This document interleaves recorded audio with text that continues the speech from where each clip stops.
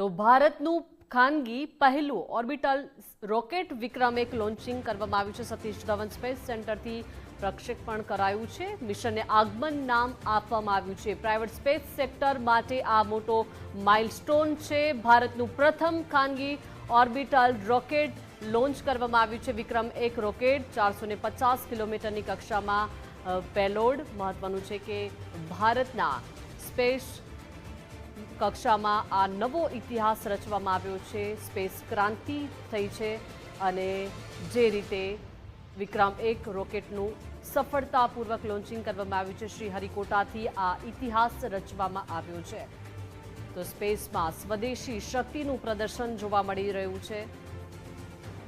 તો મિશન આગમન હેઠળ પ્રથમ ખાનગી રોકેટનું સફળતાપૂર્વક લોન્ચિંગ કરવામાં આવ્યું છે। ભારતની વધુ એકવાર અંતરિક્ષ સ્પેસની આ ક્રાંતિ જોવા મળી છે। ભારતના પ્રથમ પ્રાઇવેટ રોકેટનું લોન્ચિંગ થયું છે। ભારતની વધુ એકવાર અંતરિક્ષમાં ઐતિહાસિક ઉડાન થઈ છે। તો આ એ તસવીરો છે હૈદરાબાદની સ્કાયરૂટ એરોસ્પેસ આજે સફળતાપૂર્વક ભારતનું પ્રથમ પ્રાઇવેટ ઓર્બિટલ રોકેટ વિક્રમ એક લોન્ચ કરવામાં આવ્યું છે અને આ લોન્ચિંગ આંધ્રપ્રદેશની શ્રી હરિકોટાથી આ લોન્ચ થયું છે। તો આપણી સાથે વૈજ્ઞાનિક ભગીરથભાઈ જોડાઈ ગયા છે। ભગીરથભાઈ, સ્વાગત છે ગુજરાત ફર્સ્ટમાં।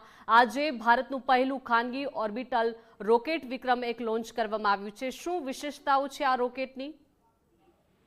સૌથી પહેલી વિશેષતા તો એ છે કે આ નિજી કંપનીએ, આપણે સરકાર એટલે કે ઈસરોનું રોકેટ નથી, આ એક નિજી કંપનીએ વિકસાવેલું રોકેટ છે અને અત્યારે એના 3 ચરણો બહુ સરસ રીતે સફળતાપૂર્વક પૂરા થયા છે।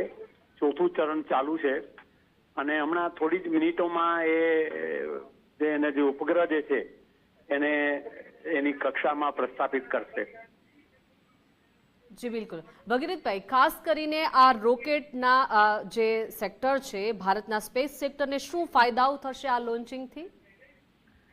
આનાથી તો ઘણા બધા ફાયદાઓ થશે, કારણ કે એક તો આ નિજી કંપનીએ બનાવેલું રોકેટ છે અને આવું જ બીજી ચેન્નાઈની કંપની પણ રોકેટ બનાવી રહી છે, એટલે જે ઈસરો જે છે એના ઉપરનો ભાર ઘણો બધો હળવો થઈ જશે। અને નિજી કંપનીનું છે અને 2 કંપનીઓ બનાવે છે એટલે કોમ્પિટિશન પણ થશે અને અવકાશમાં સેટેલાઇટ મોકલવા માટેનો ખર્ચો અત્યંત ઓછો થઈ જશે, કારણ કે આ નિજી કંપનીએ જે રોકેટ બનાવ્યું છે તેનું મટીરિયલ જ અલગ છે। એ લોખંડ નથી પણ રેનફોર્સ પ્લાસ્ટિક છે આખું, એટલે 5 ગણું એનું વજન ઓછું છે રોકેટનું। એટલે એ પ્રમાણે પણ આ ઘણું જ અગત્યનું મિશન છે। ભગીરથભાઈ, ખાસ કરીને જે વર્ષ 2022માં એક લોન્ચ થયું છે વિક્રમ એસ અને હવે આ નવા વિક્રમ એક રોકેટમાં શું તફાવતો છે? મુખ્ય તફાવત એ છે કે વિક્રમ એસ જે હતું ને એ સબ ઓર્બિટલ હતું, એટલે કે અવકાશ 100 કિલોમીટર સુધી નહોતું જઈ શક્યું એ।